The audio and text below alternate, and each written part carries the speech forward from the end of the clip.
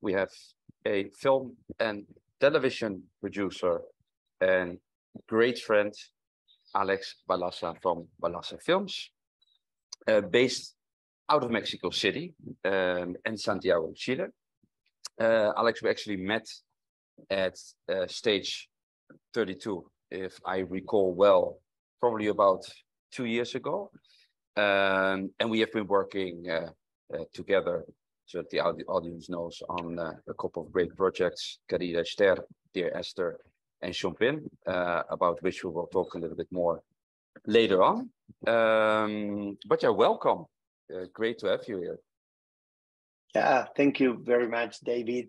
Very nice meeting you again, and you know, chatting and sharing with the audience about our life in the industry and experience in this industry that is a passionate industry that we've been so long already. So yeah, very happy to be here with you.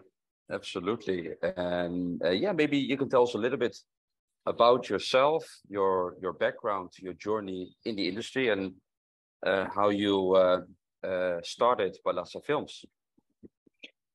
Well, yeah, that's a long story because I'm a Hungarian-Chilean guy, but I grew up in Venezuela in the time that Venezuela was a great country to live in the 70s and 80s. And I've been living in Mexico since 1990. And since I arrived to Mexico 33 years ago, I started working in this industry. First, like sports events, like recording sports events like tennis, and other sport events, because I used to be a swimmer and a sport guy. And then I started in the industry in sport events. But then I started my company 15 years ago, after working 11 years in another big production company, where I started as an assistant director, then as a director, executive producer, and then managing director of one of the production companies for television in the era of Big Brother, one of the biggest, first time we brought Big Brother to Mexico. So that was my first experience producing as a managing director for a production company. And it was an interesting experience, starting as a writer, director, and then changing my life to be a producer, managing director, executive behind the production. And that was a nice experience for 11 years. But now I've been having my own production company, first called Blind Spot, and then called Balassa Films. That is like our main production company, focused on producing co-productions internationally, developing content, and of course, producing and post-producing content for our region, and also co-productions with Europe, Latin America, even the US, or even some countries in Asia. Wow, and that's quite some stuff. So you could almost say typical, well, not the typical immigration story in a way, that leaving Europe and passing through several countries in Latin America and then ending up in Mexico, over maybe a couple of generations. But yeah, I think I have my Chilean part, that I'm very passionate about what I do. I love poetry, I love music, like Latin Americans do, so I have that part that is Latin American, and I have that part from European Jewish guy that I'm very structured, for business, for my business, and for whatever we decide. And maybe that gypsy side of creating and knowing people from all around the world and traveling.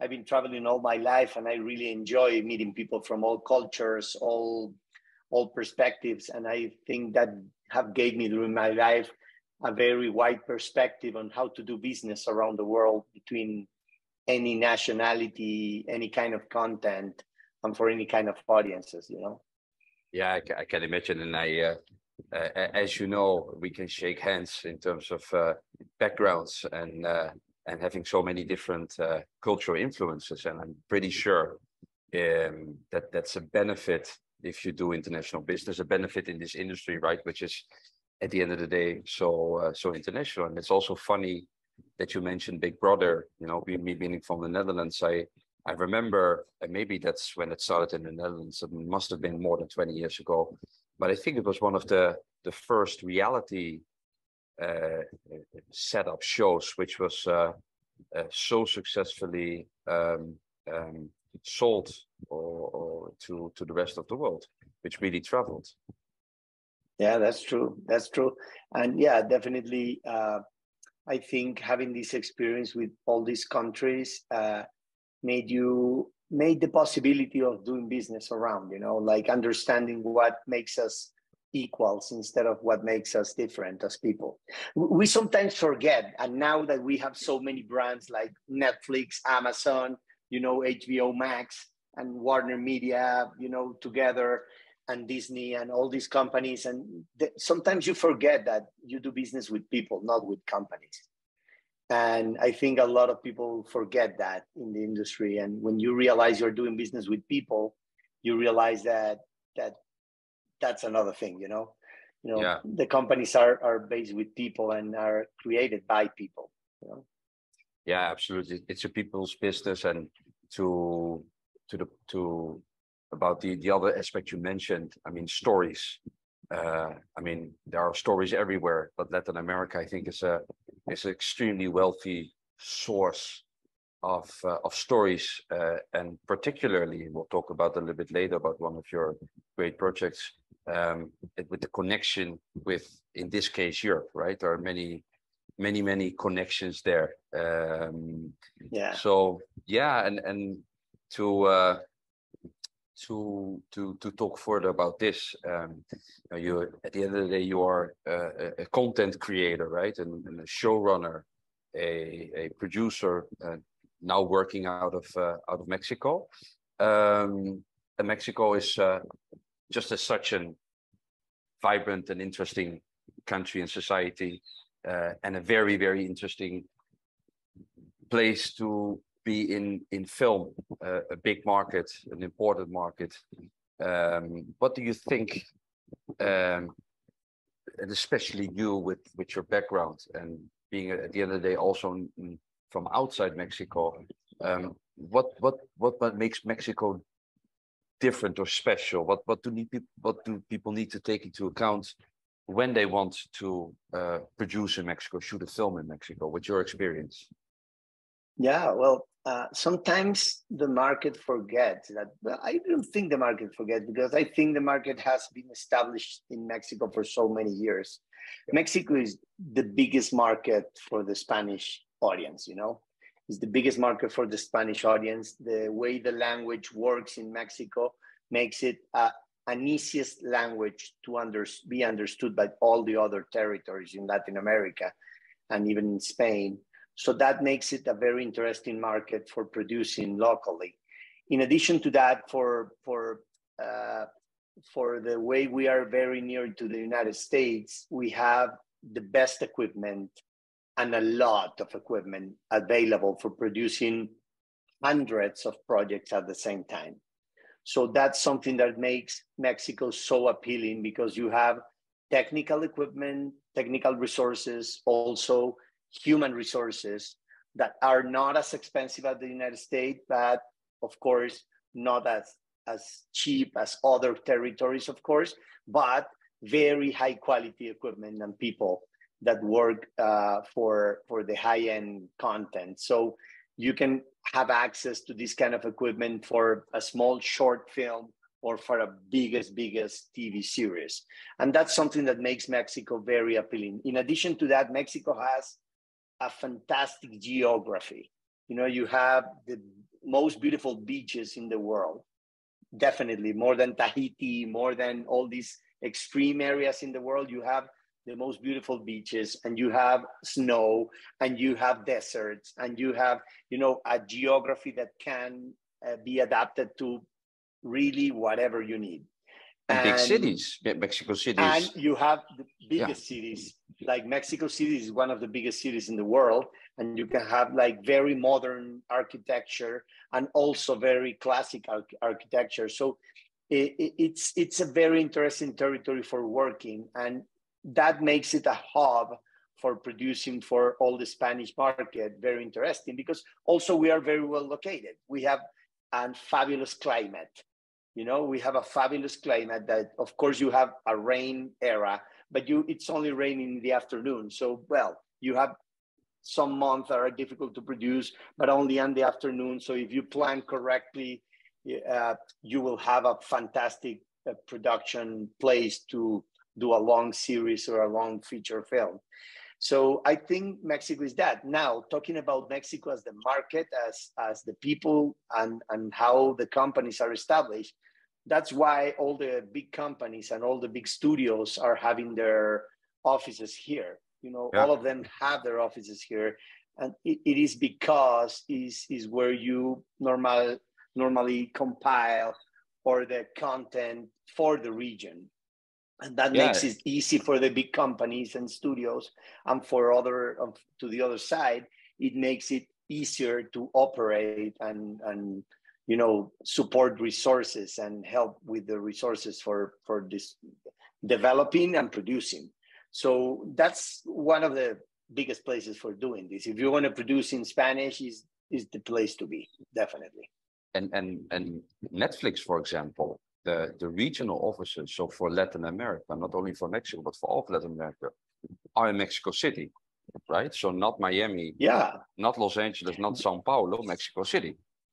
There was a time that most of the, like 20 years ago, there was a time that all the Latin American offices for the region were in Miami or Los Angeles, and even in New York, some of them. But it was completely crazy. You know, it's completely natural what is happening now, that you have like the hub for the Latin American market in this city. It's a big enough city to do that, and big enough place to have the people to give solutions to that. So I think it's the best place for that. So that's definitely not a question. Yeah, it's Mexico's a fascinating country, a great country to be in for our industry. That's for sure.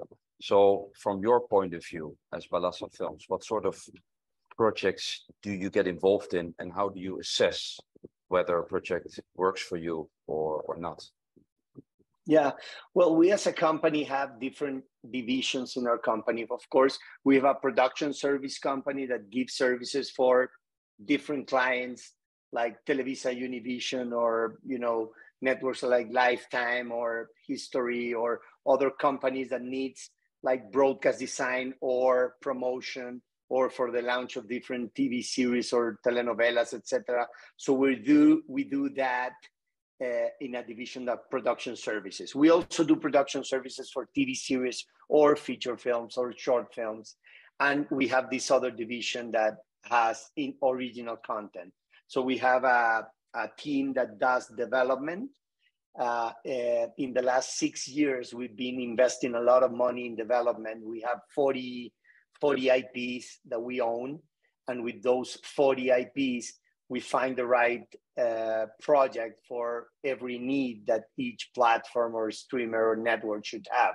So when they give us some kind of brief or they have some clarity on what they need, we have like some projects already developed, or the possibility to develop new projects with the team we have. We have marvelous writers based in Mexico, others based in the United States, others in Spain, in Chile, in Argentina, even in Colombia and Peru. And having these fantastic writers, and that all of them have like, you know, more than 10, 20, 30, or even 40 years working in the industry. So we have the power to develop whatever is needed in the company, for the streamers or the clients we have. So we can develop, co-produce, co-develop with other production companies. I've been co-producing for a long time already. And this is something that I like from Europe. And in Latin America, it's not so common, because normally there's like a commissioning broadcaster asking you for something, then you produce it for them, you charge your production fee, and that's it. You know, so if you have too many co-producers, that production fee will be divided in several, and then the business is not as good. And then, you know, it's very long to have a project be sold. So so sometimes the best way to do it is being alone. But I've been co-producing for a long time because I've been seeing all this industry come into several networks that all of them can produce alone.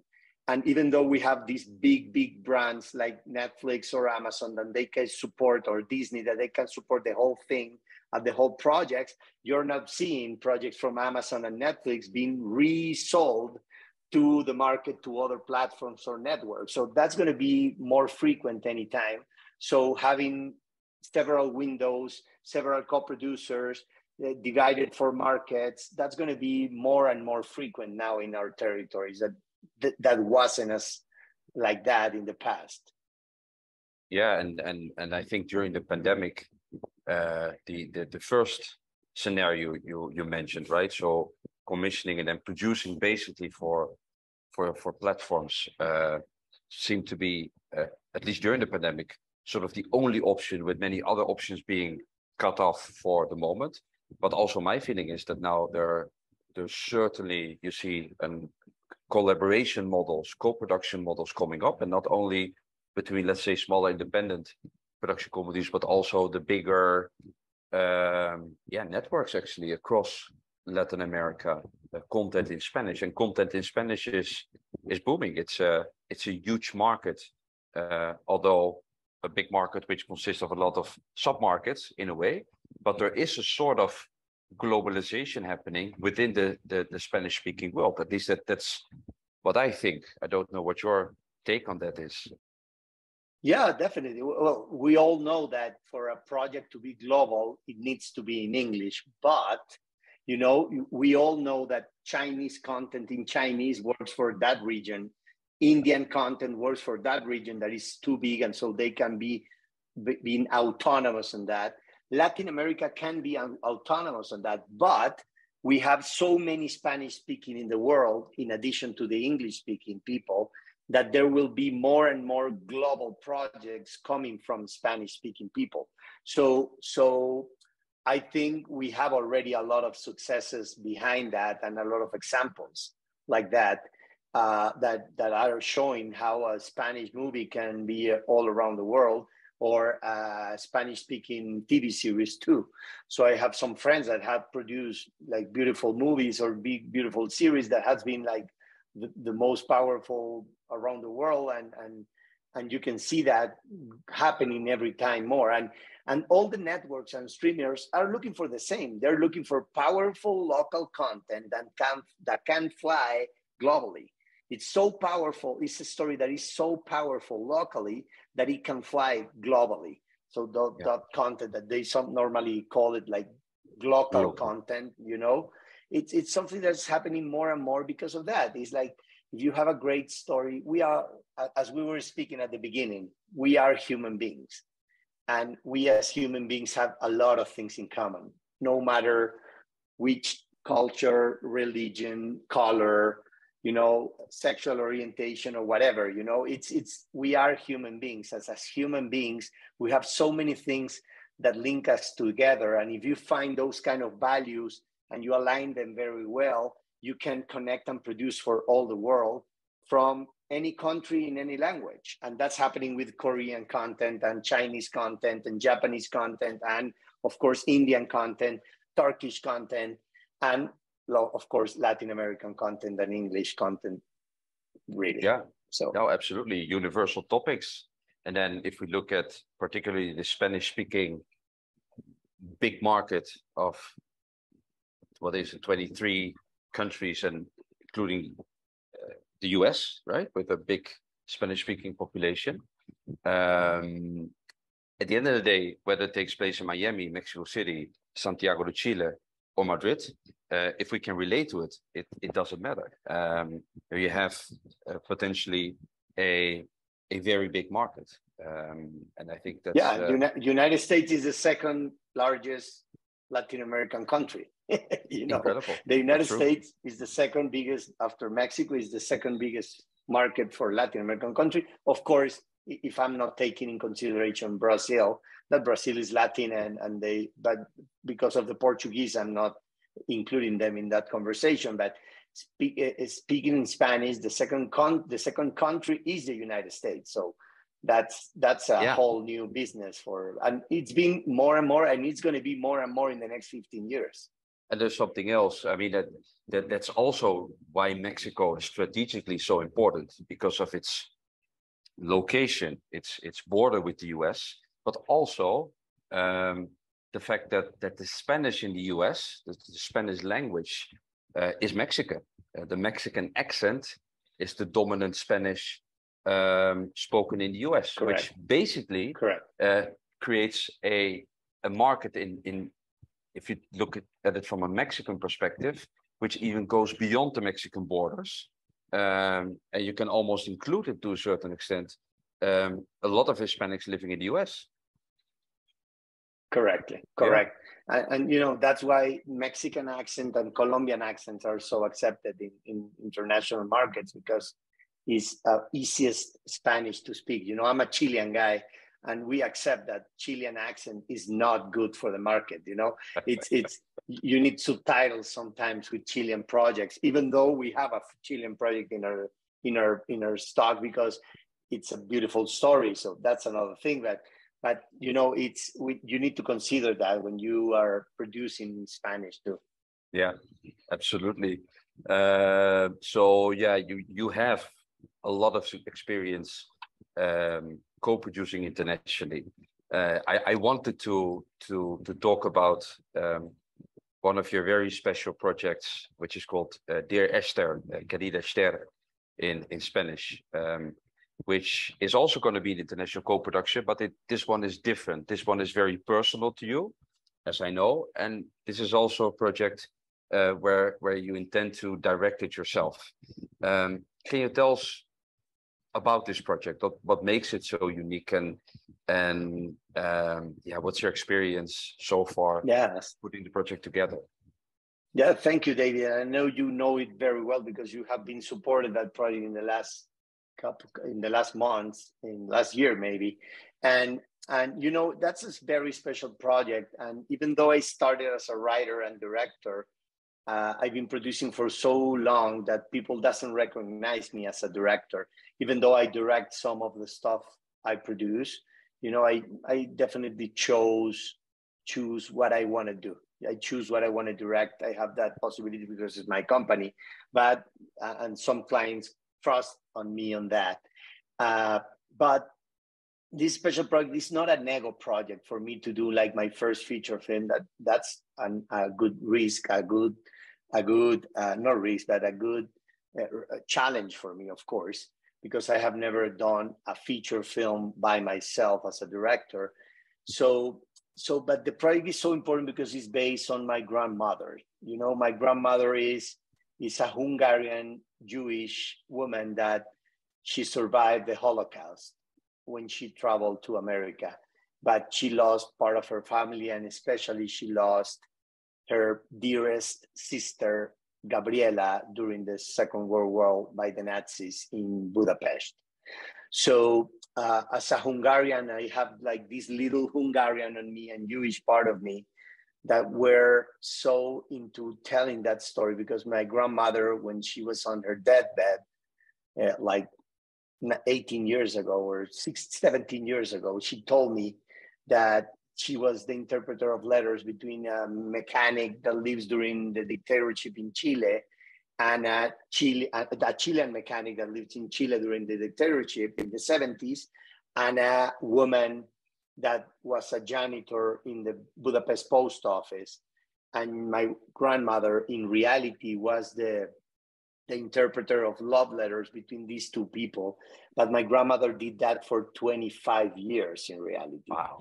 So when she told me that story, I was so surprised and so moved emotionally that I couldn't understand why at that time. You know, I wasn't as mature as I am now, and I didn't have so much experience to understand the power of what that means. And when I heard that, I decided to write this movie that took me very long time. And during pandemic, I finally decided to finish that script. And that script, we finished it with other 3 writers. My wife, she participated as a writer, Alejandro Orozco, a fabulous writer. Well, Marisol, my wife, Alejandro Orozco, and Mario Sekeli, a Hungarian-Mexican guy that he normally works for Hollywood as a doing interviews for the Oscars, etc. in Los Angeles. Fantastic guy. And the four of us decided to finish that script, and we finished it last year. And that script, we decided to launch it because at first I was kind of scared to launch it because, I've been producing for so long that when I was saying that I'm going to write and launch this script, I was a little scared, because it wasn't my script now. It wasn't the script for the people I hired. It was myself into that and my story, and very important to me. So when I launched it, I finally got so many good news because it was received and accepted and selected by more than 50 festivals for script writing in the world, in different areas, different places in the world. And that was the kind of thing I was looking for, like a story that could be understood by so many cultures. And that was what happened. It was selected for more than 50. Some people have asked me, why 50? That's too much. And I say, yeah, because the story is a universal story about human being, a woman and a man, fighting for love, fighting for art, and avoiding control over them. And so I decided to put it, and from those 50 festivals, we won 16 of them. Wow. So I was so surprised with that I decided to start pushing the project almost a year ago, and decided to find, because the story is based in Chile, part of them, and in Hungary, the other part.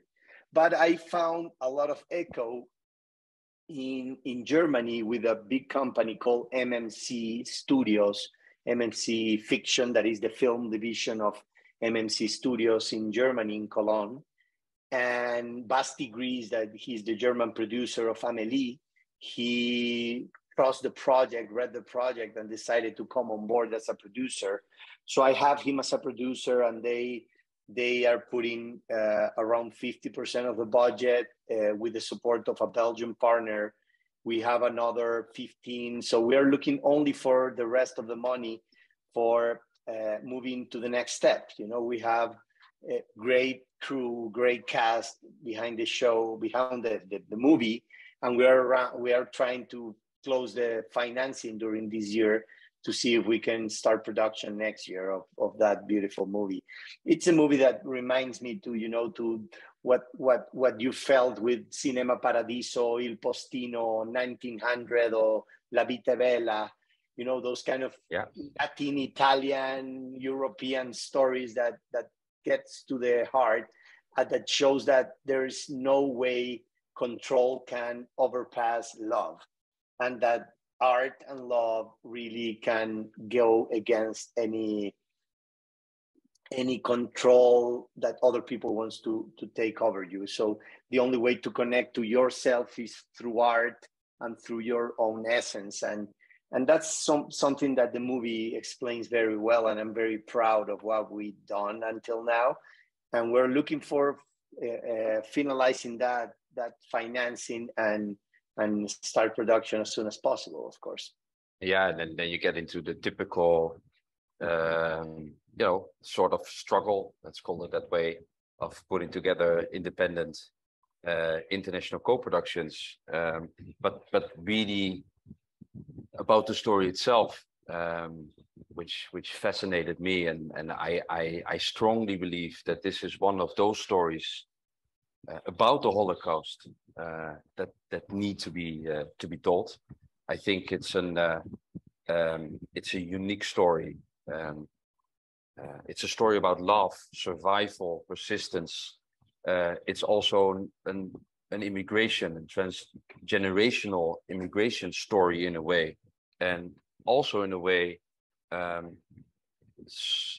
least for some parts of Latin America, history, Europeans leaving Europe to find a better life for whatever reason in America, in the continent, right?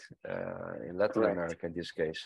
Yeah. But it's so unique because the story as such, with the letters and with your grandmother being in between for 25 years, between those love letters, basically, it's just, I had never heard anything similar. So apart from Well, being a brilliant script and all these universal topics, the story is so unique.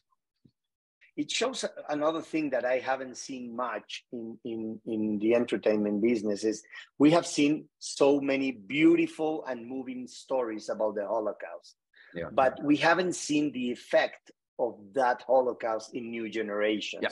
So what you can see in this movie is the effect on someone and how that someone can affect the rest of new generations because of that thought process that has been changed after the Holocaust. So I think that's a new opportunity to how my Jewish family said, you know, is like, let's not forget what happened. And for that, we need to keep on, like Anne Frank does with the museum, beautiful museum in Amsterdam, or you know what all the concentration camps does is like, let's not forget that this happened because this cannot be repeated again. So like showing how that affect new generations is very important because we are very near to the point that there's going to be no one from that era alive now. And that put us in a very important situation to keep on remembering this, even though there's no first, how you say, there's no person that lived that on the first, in the first person. As a witness, as a witness, thank you. There's no witnesses directly alive. There's very few witnesses alive yet still. So that's going to be finished in no more than 10 years, I think. And that's going to bring us to a new era with the Holocaust that we need to consider that in the new content that is coming about that era, because I think that era taught us so many things that now is repeating, you know.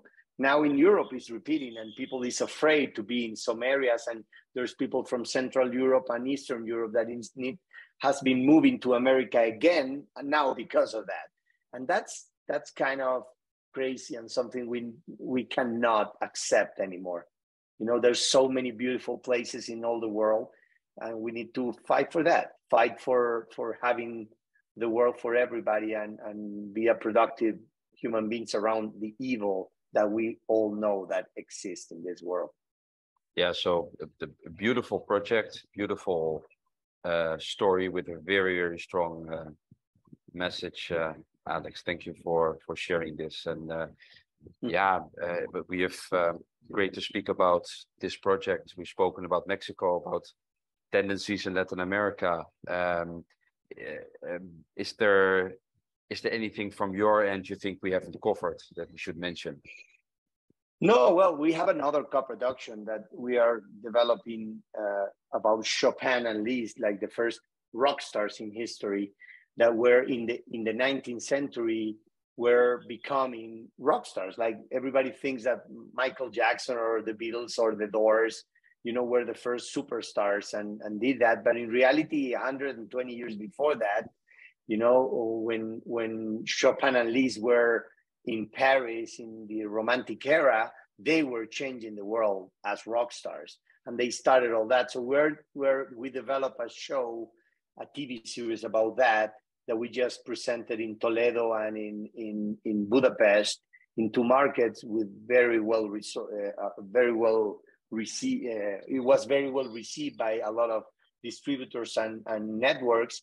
And we're now negotiating what the best network and distributor is for the project, because I think it's a project that shows us how history repeats itself, you know, and now it's a great era to understanding that. So it's also a project that shows that music, in this case, can change the world when you use it in the right way and use it because it moves people, you know. There's very few things in the world like music that moves people and emotions. And that's why emotions are called like that, emotions. It helps you move people. And that's what the entertainment does. The entertainment industry where we are That's what it does. It moves people. So let's do it through the right side. Let's move the people to the right side. That's kind of my perspective and why 15 years ago, I decided to create a company to produce value-based entertainment, meaningful content, and inspiring content. We love to inspire people to move through that side and be brave and be courageous to produce for the world new things that help us everybody move forward. And that's kind of our thinking when we created our company 15 years ago. Great. How can people reach you? Is there a webpage? Well, fortunately, my last name is not as difficult because Balassa is a very Hungarian name that some people think that it's Italian, but it's Balassa. So it's alex@balassa.tv.